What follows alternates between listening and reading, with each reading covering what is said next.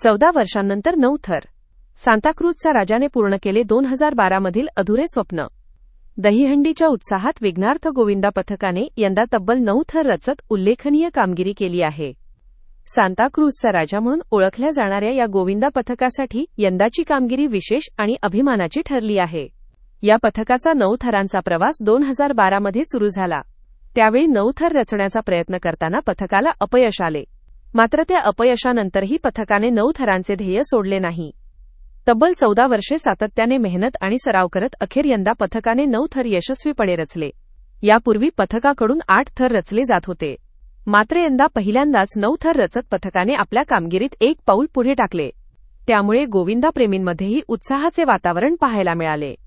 मुंबई उपनगरात जय जवान कोकण नगरनंतर 9 थर रचण्याचा मान विघ्नार्थ गोविंदा पथकाला मिळाला आहे.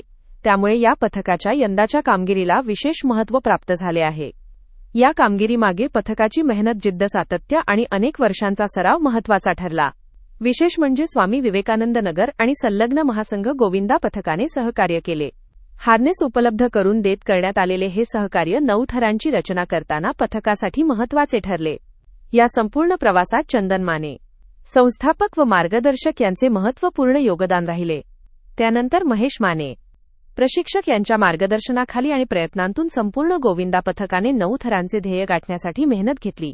या कामगिरीत ओंकार सावंत, मंडळ अध्यक्ष, तसेच स्वप्नील भाटकर, आकाश चौरसिया आणि दीपू तळेकर यांच्यासह संपूर्ण गोविंदा पथकातील खेळाडूंचा महत्त्वपूर्ण सहभाग राहिला. 2012 मध्ये 9 थर रचण्याचा केलेला प्रयत्न अपूर्ण राहिला होता. मात्र तब्बल 14 वर्षांनंतर यंदा 9 थर रचत सांताक्रूझचा राजाने आपले अधुरे स्वप्न पूर्ण केले. मेहनत, जिद्द आणि बांधिलकीच्या जोरावर साध्य केलेली ही कामगिरी पथकासाठी निश्चितच अभिमानाचा क्षण ठरली आहे.